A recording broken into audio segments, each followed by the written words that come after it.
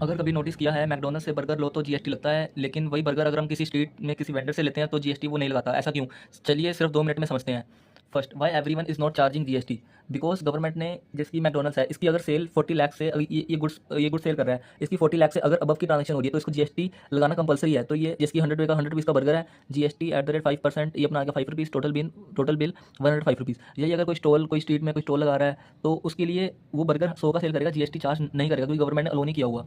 Government ने जैसे कि अब व्हेन जीएसटी जब जीएसटी आया तब गवर्नमेंट ने डिसाइड किया कि जीएसटी सबके लिए नहीं है। जो स्मॉल शॉप्स हैं उनको जीएसटी पे करने की ज़रूरत नहीं है, बट जो बिग शॉप्स हैं उनको जीएसटी पे करना पड़ेगा, ये कंपलसरी है। सपोज जीएसटी लिमिट, वैसे हर एक स्टेट में जीएसटी की लिमिट मतलब ऑलमोस्ट सेम है। गुड्स के केस में 40 लाख, अगर 40 लाख से अबव की सेल कोई कर रहा है गुड्स के केस में, तो उसको जीएसटी लेना कंपलसरी है उस बिजनेस को। और ये सर्विसेज के केस में 20 लाख, अगर कोई 20 लाख की सर्विसेज प्रोवाइड कर रहा है, 20 लाख से ज़्यादा की, तो उसको जीएसटी में रजिस्टर्ड होना ही पड़ेगा। अगर नहीं होगा तो जीएसटी से उसको कंप्लेंट आ सकती है।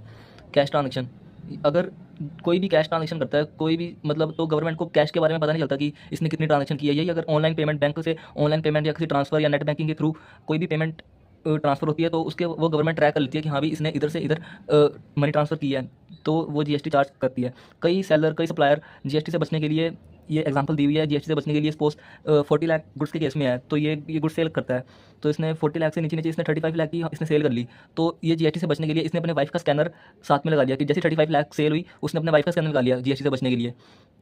तो ऐसे कई लोग करते हैं, पर इसका कोई फ़ायदा नहीं है। तो अगर आपको वीडियो अच्छी लगी हो तो ऐसे, अगर आपने सिंपल लैंग्वेज में अकाउंटिंग, जीएसटी या टैली, आगे हम सब कुछ सीखेंगे, अगर आपने सीखनी है तो आप फॉलो कर सकते हो।